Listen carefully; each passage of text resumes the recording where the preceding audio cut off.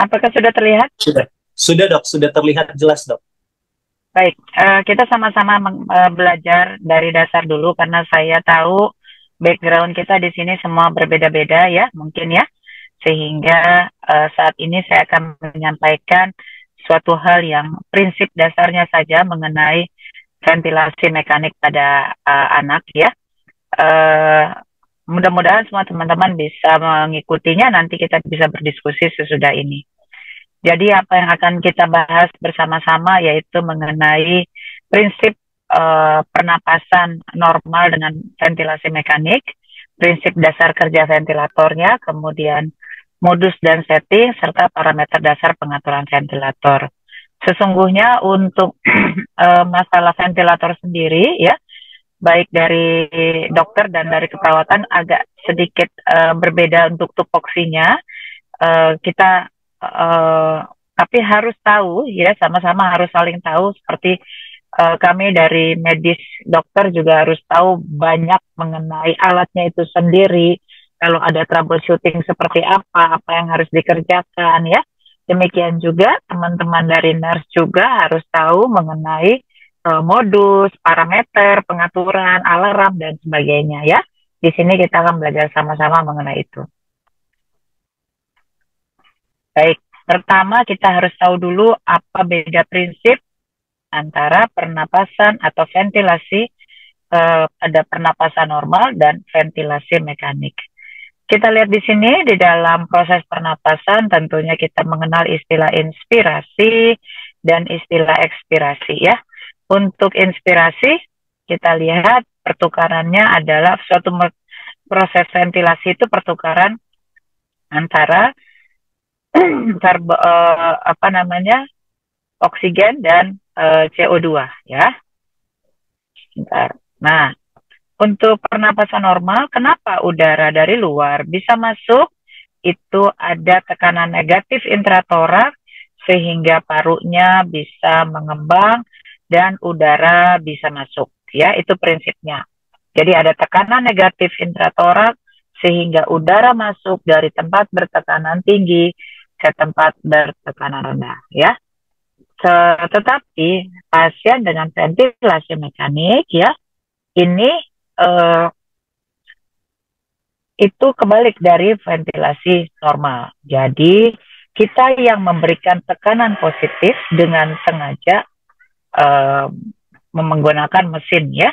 Mesinnya itu diatur untuk dapat memompa sejumlah volume oksigen dari mesin ke ventilator. Jadi prinsip kerja ventilator adalah memindahkan sejumlah tidal volume sesuai dengan usia pasien. Untuk pasien pediatrik ya agak sedikit berbeda dengan pasien dewasa, memindahkan sejumlah tidal volume dari mesin kepada paru-paru dalam waktu tertentu. Jadi kita yang atur inspiration time-nya dengan tekanan tertentu. Nah, nanti ada volume, ada tekanan, tentunya akan menghasilkan flow atau aliran. Ya. Nah, kenapa sih ada anak-anak yang menggunakan ventilasi mekanik? Tentunya kita tahu kalau pakai ventilasi mekanik itu bisa terjadi akibat gangguan dari ventilasi atau perfusi atau keduanya ya. Jadi kita harus tahu prinsipnya sebelumnya ya, oksigenasi, ventilasi, difusi, dan perfusi ya. Ini dasar ya. Oksigenasi, ventilasi. Ventilasi ini adalah tadi masuknya dari udara dari luar ke dalam paru-paru. Nah, tentunya ini sangat berhubungan dengan ventilasi semenit atau minute ventilation, dan juga kerja napas. Berapa banyak bisa kita udaranya masuk ke dalam paru-paru dalam semenit? Tentunya RR, respiration rate, dalam 1 menit ada berapa kali? Dikali dengan 1 kali napas, itu disebut dengan minute ventilation. Ya. Untuk difusi tentunya kita tahu itu adalah perpindahan gas dari dan ke ya, dari paru-paru ke vaskular atau dari vaskular ke paru-paru, itu adalah difusi. Sementara perfusi adalah perpindahan gasnya ke jaringan. Nah, ini bisa terganggu akibat apa? Akibat pertama, compliance pernapasan. Jadi, daya meregangnya suatu alveolus paru ya. Pada saat kita ngambil napas, tentunya alveolus membuka dan kemudian nanti menutup kembali, yaitu daya recoil ya. Nah, tetapi kalau pada kondisi tertentu sehingga kemampuan dia untuk meregangkan alveolusnya berkurang, tentunya itu terjadi gangguan compliance. Atau kalau tidak, bila terjadi gangguan pada airway-nya, ya saluran napasnya, kita tahu yang disebut saluran napas itu dari mana, ya hidung sampai ke bronkiolus, ya, kemudian terganggu, itu bisa terjadi juga gangguan ventilasi dan difusi, ya. Nah, tentunya dengan terjadi gangguan tersebut, kebutuhan oksigen kita bertambah dan secara otomatis produksi CO2-nya jadi bertambah dengan badannya menjadi lebih asam ya. Kalau CO2-nya naik kan kita makin asidotik. Nah, sehingga pasien-pasien yang dengan gangguan compliance atau jalan napas atau keduanya bisa membutuhkan penggunaan ventilasi mekanik ya. Atau ada hal lain nih, misalnya kelainan neuromuskular seperti yang paling sering sekarang adalah Guillain-Barré syndrome ya, sehingga dia nggak mampu diafragmanya untuk meregang ya pada saat untuk membuat tekanan negatif intratorak, diafragmanya tidak bisa ikut bekerja sehingga fatigue dan kemudian terjadi hipoksemi dan sehingga memerlukan ventilasi mekanik. Ya. Jadi kalau kita lihat bagian ini, kita sudah tahu pasien-pasien mana saja yang membutuhkan, yaitu gangguan alveolus atau gangguan di airway atau gangguan diafragma, gangguan di persarafan, atau jangan lupa yang satu lagi mungkin suatu proses desak ruang dari abdomen ya. Kan rongga-rongganya baik torak dan abdomen adalah tertutup. Jadi kalau kita ada pasien dengan tekanan intraabdomen meningkat, setidaknya akan mengganggu tekanan di intratorak sehingga membuat anaknya mungkin memerlukan pemakaian ventilasi mekanik ya. Nah, jadi kita lihat nih ya, tujuan penggunaannya, teman-teman harus sadari bahwa ini mempertahankan atau meningkatkan kecukupan pertukaran gas ya. Kemudian kalau kita udah pakai ventilator, diharapkan kerja otot napasnya berkurang. Kemudian mengatasi asam basa, tadi kita sudah tahu kalau PCO2-nya naik, berarti dia terjadi asidotik ya. Kemudian jangan lupa anak-anak pemakai ventilator harus dibuat senyaman mungkin. Karena kalau pasiennya gelisah, oksigen consumption-nya makin naik, padahal oksigen yang di delivery juga berkurang sehingga terjadi kondisi yang lebih buruk lagi ya. Jadi ini jangan dianggap sepele mengenai kenyamanan pasien. Nah, sekarang prinsip dasar kerjanya. Kita lihat tadi, saya ulangi, ventilator ini mudah-mudahan panah yang saya bergeser-geser itu terlihat nggak Pak Juanda? Terlihat, Dok. Ya. Ya. Terlihat, Dok. Ya, terima kasih. Jadi kita lihat, ini dari mesin ya, dari luar misalnya, kita tugasnya ngasih tidal volume sesuai dengan, sebentar, kok nggak bisa kembali. Malah mundur dia. Ya, sesuai dengan tidal volume, ya, kita tahu nanti kita belajar tidal volume itu ngitungnya bagaimana ya. Kita harus memindahkan volume dari mesin ke dalam paru-paru pasien sejumlah tidal volume ya. Dan kita harus ngatur di ventilatornya berapa lama harus sudah pindah ya. Jadi inspiration time-nya berapa. Tentunya nggak bisa cepat-cepat atau nggak bisa terlalu lelet gitu ya. Itu ada inspiration time-nya ya. Kemudian untuk mindahinnya perlu didorong, perlu pakai pressure ya. Jadi kita tahu ada volume, ada waktu, ada pressure sehingga dia menghasilkan aliran ya. Aliran mengalirlah dari mesin yang kita anggap tekanannya lebih tinggi kepada alveolus ya. Nah, di dalam ventilator ini ada sensornya ya. Nanti teman-teman suka lihat, wah, eh, apa over apa sensor gitu ya. Nah, ini nanti kita semua harus tahu mana yang harus dibetulin gitu ya. Karena kalau dia bunyi-bunyi, nyala-nyala, sensor apa di mana dan bagaimana, bagi kita yang bekerja dengan ventilator harus paham itu bagaimana cara memperbaikinya ya.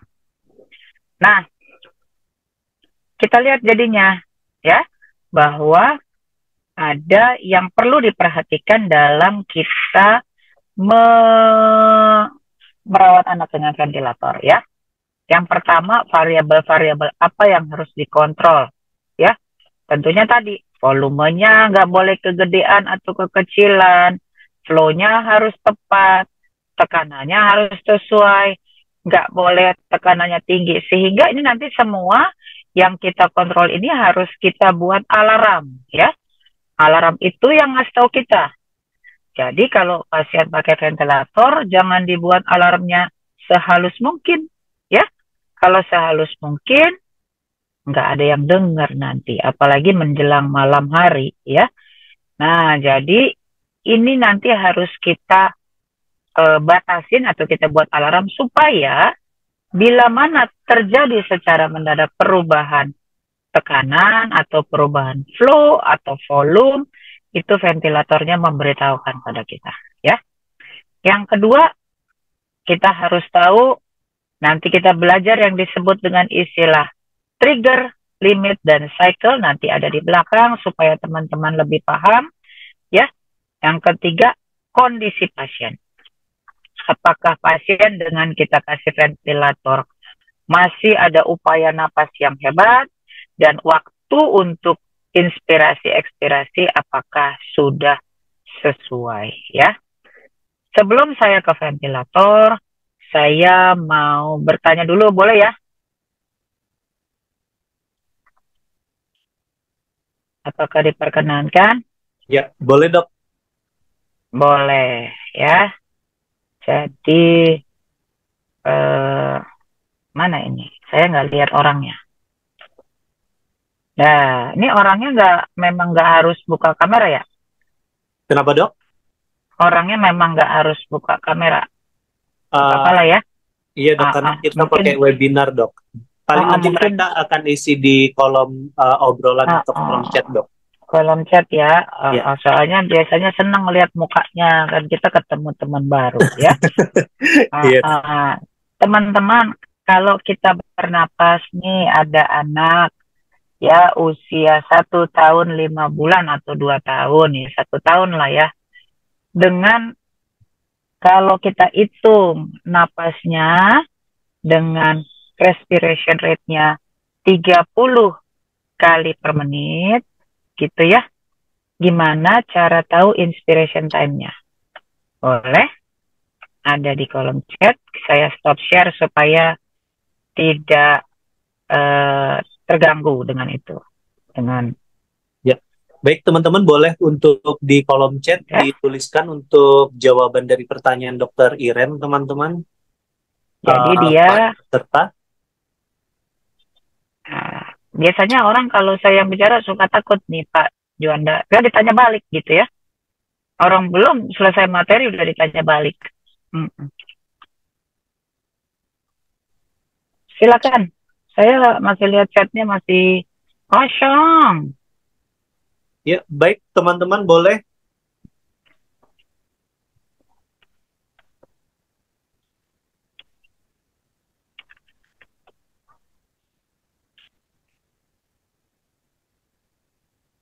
Apa ngerti apa nggak paham cara tahu inspiration time? Kita nggak usah pakai venti dulu deh. Apa dokter tanya? Apa tuh? Gini loh cintaku. Ya ini dokter apa nurse nih? Lia Desianti. Hmm?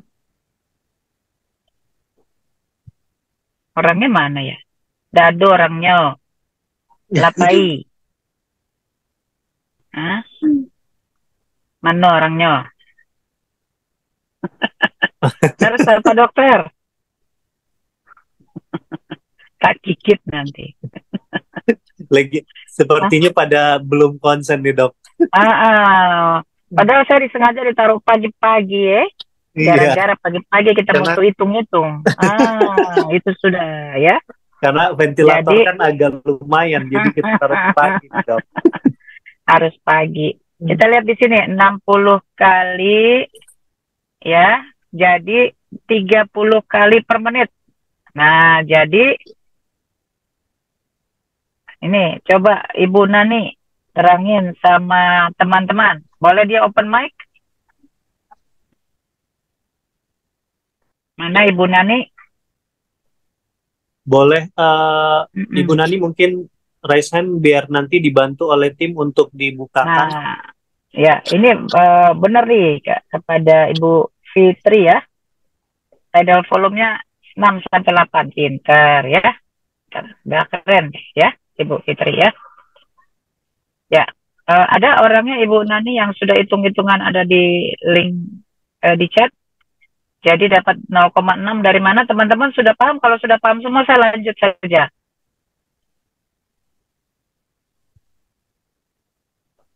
Baik, boleh Ibu Nani. Belum paham Belum, katanya Pak. ya. Bu Nani berkenan sebagai bintang tamu saya di sini. Mana Bu Nani? Izin Adakah dok, orangnya? saya. Oh iya, Itu silakan Bu sudah. Nani.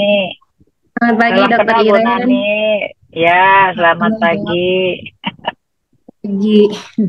Izin Gimana dok, tuh Bu Nani? eh, untuk inspirasi time ketika kita setting 30 RR pasien 30 kali per menit, artinya dalam 60 detik itu pasien bernapas 30 kali ya dok. Jadi 60 detik dibagi 30 kali per menit itu jadi sekali nafas pasien 2 detik. Untuk rasio normal itu 1:2, inspirasi banding ekspirasi. Maka untuk mencari inspirasi time-nya 1/3 dikali 2 detik ya dok. Seperti itu dok. Kita tepuk tangan dulu buat Bu Nani ya. Luar Tepuk biasa. tangan. Terima kasih sudah Terima bantu kasih saya ya. dokter. Bu Nani luar biasa sekali di pagi hari yang indah ini. Di tanggal 12 Terima Oktober kasih ingat ya dok. Bu Nani ya. Ya, Kita terima kopi kasih darat dokter. di Zoom. Kopi darat kok di Zoom ya. Jadi benar ya teman-teman sudah paham ya. Kalau kita 30 kali per menit, artinya kita bernapas 30 kali dalam 60 detik gitu ya. Benar nggak? 30 kali dalam 60 detik. Jadi berapa sekali napasnya? Sekali napasnya itu 2 detik. Terdiri dari inspirasi, ekspirasi. Nah, yang harus diingat, inspirasi itu tidak mungkin lebih panjang dari ekspirasi. Kalau tidak, nanti bengep kita. Udaranya tertrapping di dalam. Paham? Jadi inspirasi harus lebih. Itu kenapa ada tangan terbang-terbang di studio 1 ya. Inspirasi lebih kecil dari ekspirasi. Makanya dibilang 1:2 itu 1 bagian inspirasi, 2 bagian ekspirasi. Kalau di ventilator, boleh aja nanti kita ubah 1 bagian inspirasi, 1,5 bagian ekspirasi. Itu bisa ya. Kalau di ventilator bisa diatur. Tetapi kalau di di anak biasa yang ngatur siapa? Tuhan ya. Yang ngatur Tuhan, kita mau berapa kali per menit napasnya. Kita dikasih berapa hari ini per menit napas kita. Kalau orang dewasa 15 kali ya. 17 kali kalau anak-anak sesuai umur gitu ya. Makasih. Sehingga dapat oh kalau satu bagian inspirasi dan dua bagian ekspirasi, kan tadi dokter Iren nanya cuma inspiration time-nya doang toh. Jadi satu bagian dibagi dengan 3, karena kan jumlah totalnya 1 tambah 2 3, ya. Sepertiganya itu adalah inspirasi. Jadi sepertiga dikali 2 detik. Nah, jadi anak ini bernapas 0,6 detik inspirasi dan 1,4 detik ekspirasi. Paham? Karena totalnya adalah 2 detik. Apakah dipahami teman-temanku? Semuanya cintaku negeriku? Padamu negeri, apalagi nanti kita nyanyi ya. Sudah itu, siap. Sudah paham, Oke, Dok. Banyak yang paham. terima kasih ya. Jadi lebih paham ya. Karena kalau saya teman-teman tidak paham, nanti saya ngomong sampai habis, terakhirnya dia bilang gini, dokter ngomong apa sih gitu ya. Nah, bingung ini saya. Nggak beraturan apa jalan pikirannya belum gitu ya. Oke, siap. Kalau gitu saya share lagi ya. Ini ceritanya lagi dongeng ya, continue ya. Mudah-mudahan dengan gini lebih paham, teman-teman bisa lebih senang ya belajarnya. Oke. Nah, jadi udah tahu ya tadi yang sebelumnya mengenai siapa yang mengkontrol. Nah, nanti kan teman-teman semua akan bekerja dengan mesin yang di dalam mesinnya itu adanya grafik-grafik.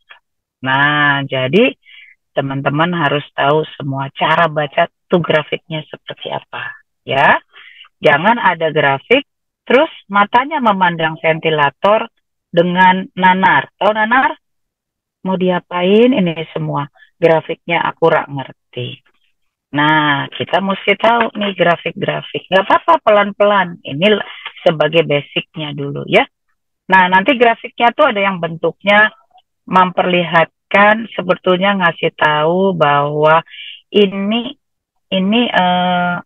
pernapasannya tuh pernapasan siapa. Karena nanti teman-teman bisa lihat kerja ventilator harus mesra dengan kebutuhan anak ya. Jadi harus cari kemesraan, hubungan yang mesra antara ventilator dengan anak. Jangan yang kita sebut sebagai fighting atau kita sebut sebagai asinkroni. Kalau asinkroni kita bukan nolong anaknya, ya, malah memperburuk kondisi anak. Nah, nanti kita lihat di sini parameter-parameter apa ya. Nah, kalau kita lihat di grafik ini, kita bisa lihat nanti ada grafik tekanan terhadap waktu dan flow terhadap waktu ya. Nanti kita lihat satu lagi sebetulnya volume terhadap waktu. Kalau kita pahami dulu grafiknya, ini adalah proses ekspirasi. Bisa lihat panas saya ya. Ini proses ekspirasi, yang ini inspirasi. Inspirasinya ada di awalnya, di akhirnya. Kalau anak tadi kita mulai ya, berarti yang kalau kita hitung tadi terus kita masukkan ke dalam ventilator, berarti anak tadi dari grafik yang kotak ini ke atas, panas saya terlihat ya Pak Juanda ya. Nih, dari terlihat, yang Dok, terlihat. Ya, dari yang sini sampai akhir itu tadi harus 0,6 detik ya. Dari sini ya, kalau yang untuk ekspirasinya 1,4 detik. Mudah-mudahan gitu ya, tahu ya. Nah, jadi nanti harus terlihat di dalam grafik itu bisa terbaca, oh ini kok misalnya pasiennya lagi ekspirasi, padahal mesinnya kok lagi ngasih, jadi tabrakan kan, ketemu deh di selangnya ya, di corrugatednya ketemu, padahal kita maunya pada saat kita ngasih, anaknya juga lagi sesuai proses inspirasi gitu ya. Nah, ini tadi prinsipnya. Ada trigger, ingat nggak yang tadi yang belum dibahas? Ada trigger, ada limit, ada cycling, ya. Nah, prinsipnya adalah trigger. Trigger itu adalah untuk ngasih tahu ke ventilator, ya, siapa yang mau memulai pernapasan, ya. Jadi kalau kita lihat di sini, ini adalah waktu panah yang biru. Mudah-mudahan teman-teman terlihat semua, ya. Dan di sini adalah Nah, itu trigger. Ini kan tadi proses ekspirasi ya. Di sini ekspirasi. Lalu kita mulai ngasih inspirasi, ngasih volume. Nah, itu bisa yang bikin micu untuk masih ke ventilator, dari ventilator ke mesin, bisa mesinnya, bisa anaknya. Nah, jadi kita lihat di sini, ini adalah titik trigger. Siapa yang memicu untuk memulai pernapasan, ya?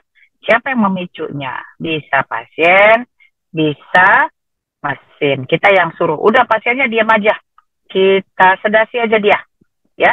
Jadi seluruh proses mulai dari awal pernapasan sampai akhir itu adalah mesin, ya.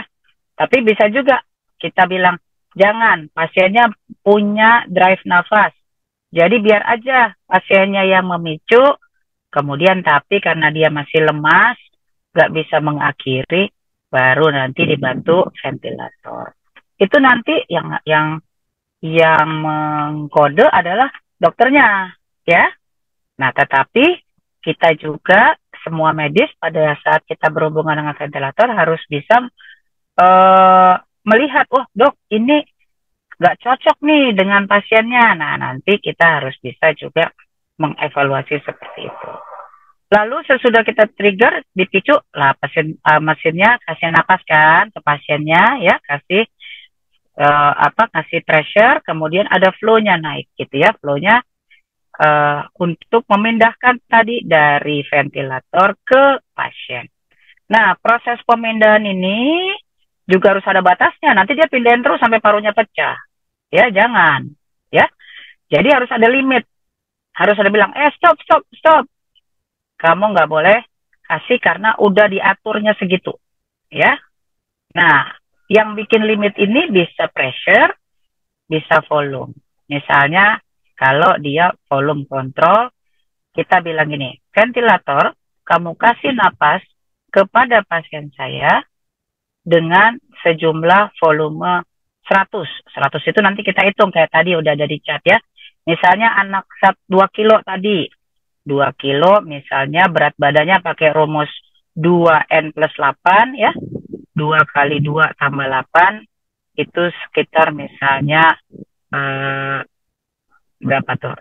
12 kilo ya. 12 kali 6 cc ya. Misalnya 90 cc. Jadi kita bilang ventilator kamu ngasih napas sampai dengan volume 90 stop. Nah, ini titik stopnya. Paham ya? Paham nggak ini? Mudah-mudahan dipahami ya. Apakah terlalu cepat Pak Juanda? Cukup sih dok. Bisa ya? Ya, cukup dok. Belum mau muntah kan? Iya dok. Teman-teman, apakah ada yang udah mau muntah? Belum ya? Tadi suruh siapin plastik nggak Pak Juanda? Sebelum pagi-pagi. Suruh siapin plastik nggak? Siapa tahu mau muntah? Nggak usah cari-cari lagi ya. Oke. Ya, jadi harus ada yang stop. Udah, selesai. Atau ada yang pressure. Saya bikin. Pokoknya kamu sampai tekanannya 15 stop ya. Nah, seperti itu ya. Mudah-mudahan dipahami. Nah, sesudah dia stop ngasih, ya, baru kan udaranya menyebar dalam baru-baru. Oh, kita akan bilang, oke, ini saatnya untuk memulai siklus berikutnya. Paham ya? Jadi yang mengatur siklus cyclingnya adalah C. Jadi kita tahu tadi A trigger, B limit, C-nya cycling untuk mulai lagi. A trigger, B limit, C cycling. Mudah-mudahan dipahami.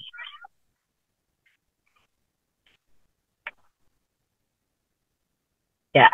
Nah, jadi kita lihat tadi siapa sih yang ngatur untuk mekanisme proses inspirasi tadi? Waktu. Ya. Tekanan, flow. Nah, satu lagi nih ada nih ya. Ternyata bisa juga sebagai pemicu kalau ada flow triggernya berupa gerakan abdomen. Jadi ada ventilator yang sensitif.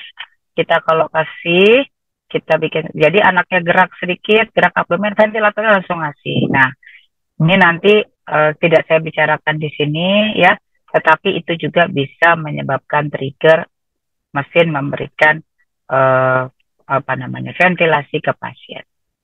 Nah, kemudian ini biasanya kita bicara dengan modus dan setting. Biasanya kalau pasien-pasien baru ya, pasien-pasien baru datang, terus kita harus memberikan membuat suatu setting. Biasanya nanti akan disetting oleh dokternya.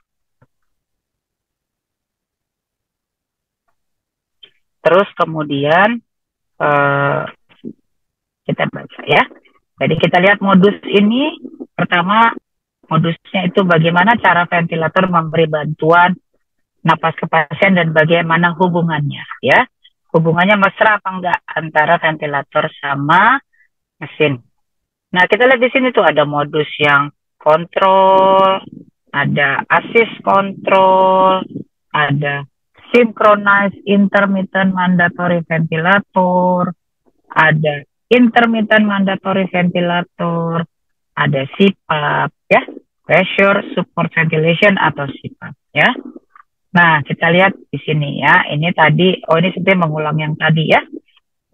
Sekarang kita masukin antara yang apa tadi apa? Ada yang ingat nggak? Boleh nggak di chat?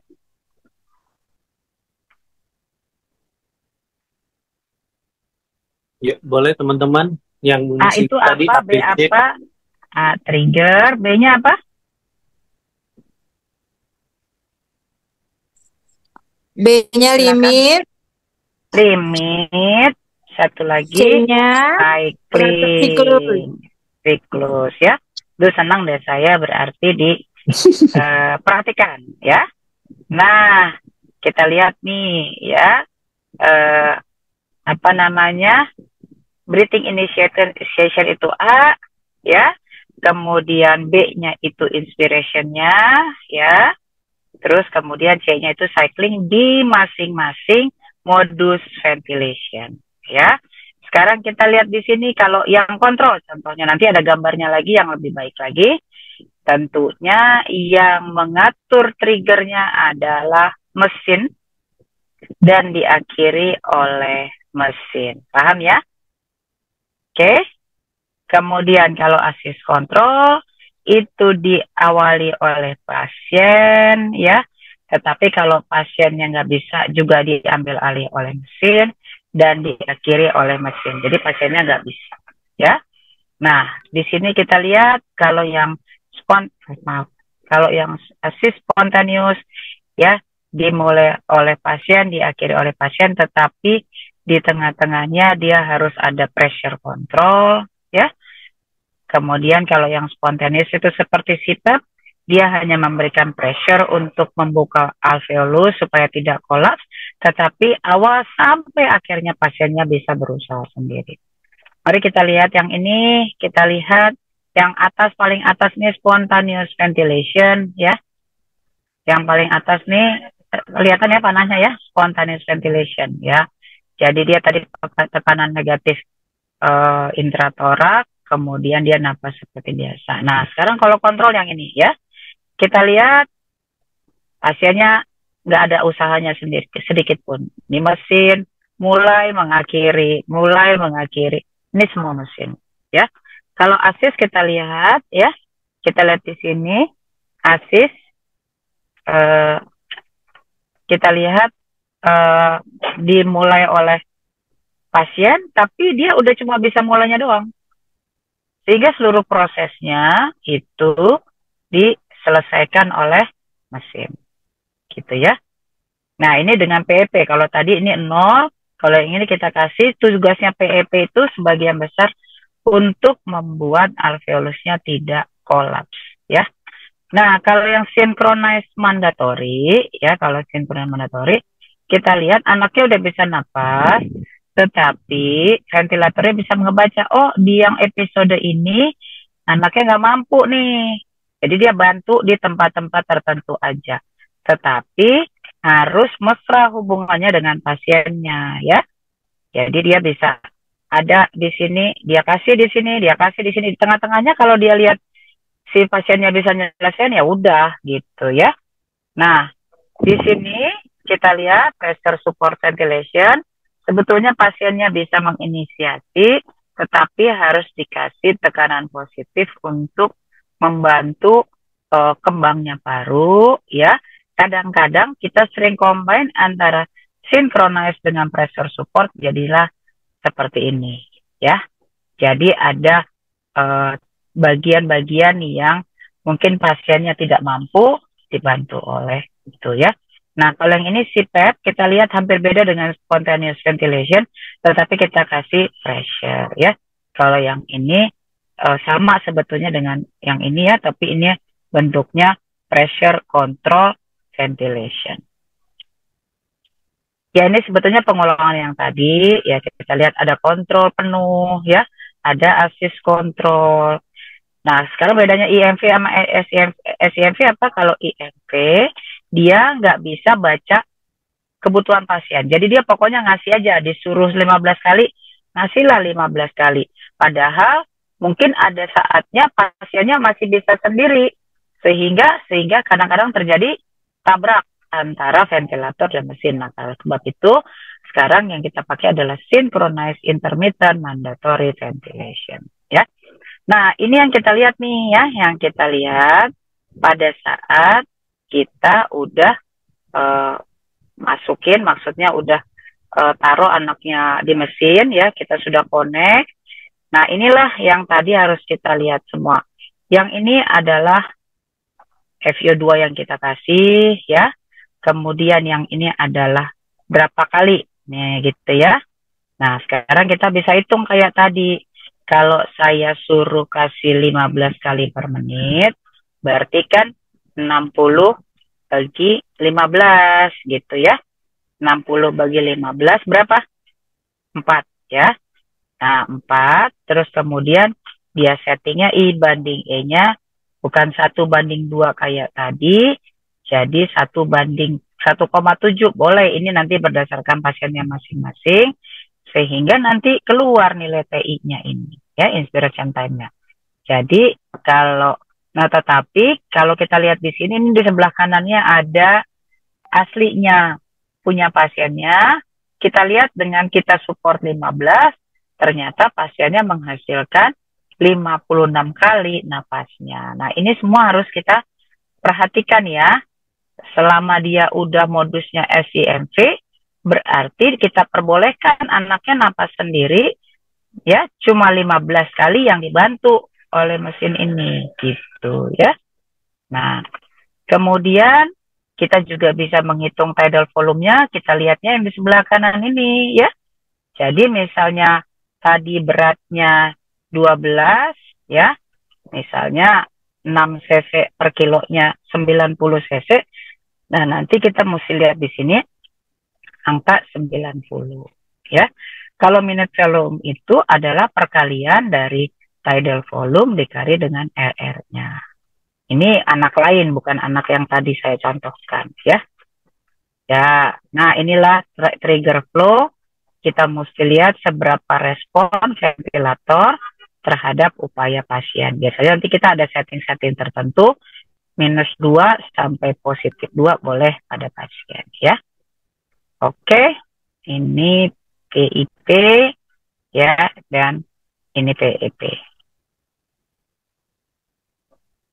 Ya. Oke, jadi ini inspiration time terbentuk berhubungan dengan I banding E, berhubungan dengan RR yang kita setting sehingga mengeluarkan inspiration time-nya. Oke. Nah, di sini kita lihat, begitu tadi kita nyalain dengan seperti itu, ya. Nah, kita lihat nih SPMV. Nah, ini yang saya mau kasih tekanan kepada teman-teman. Beberapa kali visit pasien, kadang ada yang lupa, ya. Kita harus menyesuaikan ini dulu pertama, ya. Ada gambar bayi atau pediatrik di sini. Biasanya batasan kita sampai 20 kilo. Kalau untuk 20 kilo ke bawah, kita bisa pakai yang kecil seperti ini, ya. Kemudian tentunya kalau kita setting dengan ini, kemudian bread sirkuitnya juga harus yang kecil.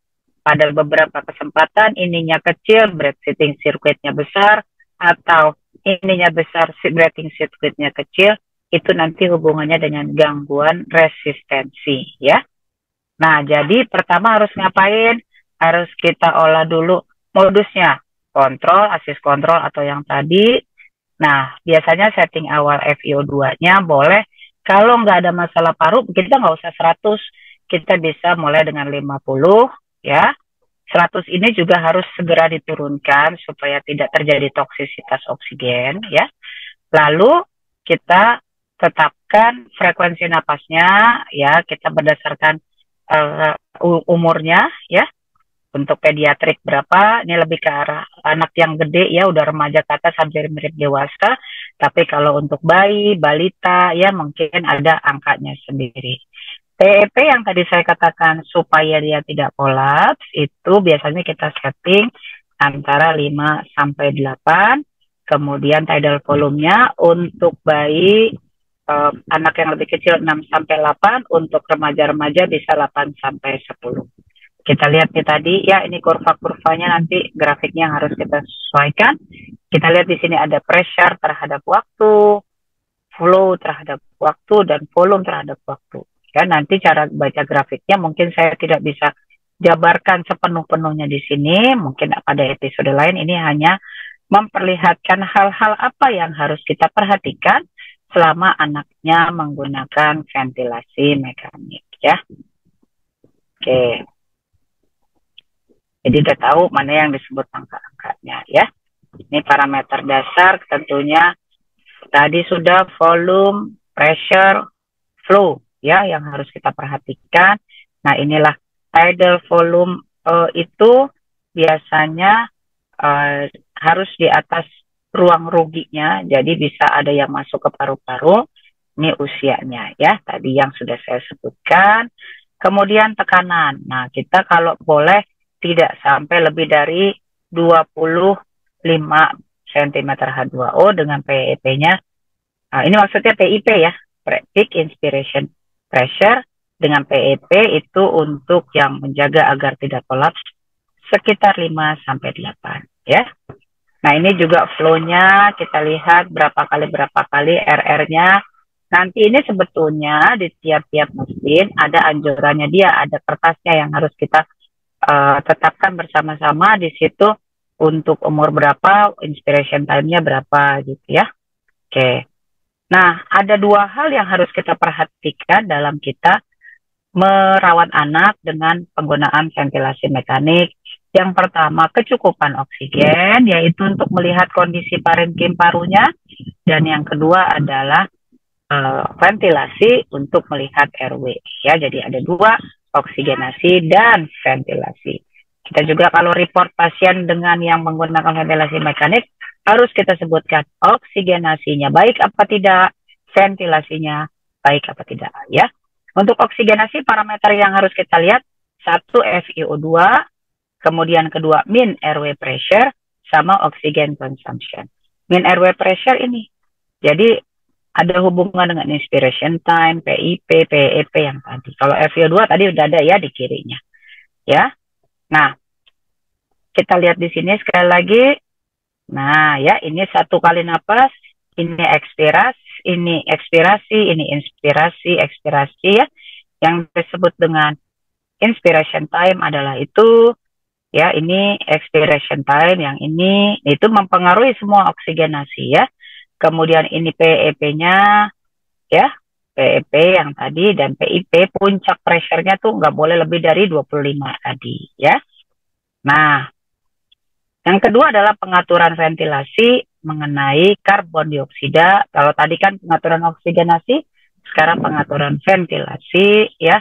Jangan lupa makin tinggi minute ventilation, PCO2-nya makin wash out. Tentunya karena rumus minute ventilation-nya adalah tidal volume kali RR, tentunya makin tinggi RR-nya, PCO2-nya makin turun ya. Nah, hal ini tentunya sehubungan dengan nanti pada saat kita lihat PCO2 terlalu tinggi atau terlalu rendah, kita harus curigai kemungkinan ada settingnya yang harus diperbaiki ya. Misalnya PCO2 tinggi bisa karena inspiration time-nya pendek ya, sehingga oksigenasinya nggak bisa masuk dengan baik gitu ya. Atau RR-nya kalau PCO2-nya rendah, RR-nya terlalu tinggi untuk anak itu. Nah, harus kita perbaiki. Apalagi kalau yang pressure control. Jadi semuanya memang kita yang kontrol. Nah, ini adalah patokan saja ya teman-teman semua, nilai-nilai yang harus kita berikan pada saat kita memberikan ventilasi mekanik. Nah, jangan lupa nih ada alarm ya. Alarm ini penting sekali, jangan dibuat silent atau kecil karena nanti just in case ada sesuatu pada saat pemakaian ventilator, kita nggak ngerti, nggak tahu kapan itu perburukannya gitu ya. Nah, jadi apa namanya, kita mesti alarm dengan bagus. Apa yang di alarm? Pressure-nya, hati-hati kalau dia di atas lebih tinggi-tinggi lagi kita nggak kasih alarm sehingga mengizinkan ventilator ngasih lebih dari 25 bisa pneumotoraks ya. Kemudian tidal volume, kebesaran atau kekecilan dan sebagainya. Nah, kemudian bila ada apno, ventilatornya juga bisa mengkode ke kita, kepada dokter, dok, apno dok, gitu. Seolah-olah kalau ventilatornya bisa bicara ya, tapi saya belum pernah ya sama ventilator yang bisa bicara, bilang dok, apno dok, gitu ya. Nah, ini alarm aja, jadi ada, kita mengizinkan bolehlah apno 1-2 detik gitu ya, misalnya seperti itu. Nah, nanti bagi teman-teman sejawat dokter, kita mesti bisa menilai grafik ya. Grafik yang tadi ada macam-macam, pressure, volume, flow terhadap time, dan ini saya mengenalkan saja karena membaca grafik ini nggak bisa cuma sekilas ya. Kita mesti lihat ya bahwa ada grafik-grafik tertentu. Kita tahu bahwa kalau kita kasih pressure control, ya, kita bilang ventilator, kamu harus ngasih ke pasien dengan pressure-nya sampai paling tinggi 15, ya, 5 minimal, 15 maksimal, yang tadi PIP, PEP. Nah, tentunya ventilator ngasih dengan pressure yang tetap, karena dia dikode untuk, pokoknya saya harus ngasih pressure tetap.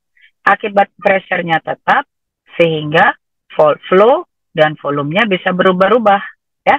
Tetapi kalau kita ngasih volume control, ya, pokoknya volumenya tetap. Setiap detik kamu harus nambahin volumenya sekian, masukin, sehingga grafik volumenya tetap, tetapi grafik pressure-nya yang berubah-ubah, bukan suatu skalar seperti ini, ya.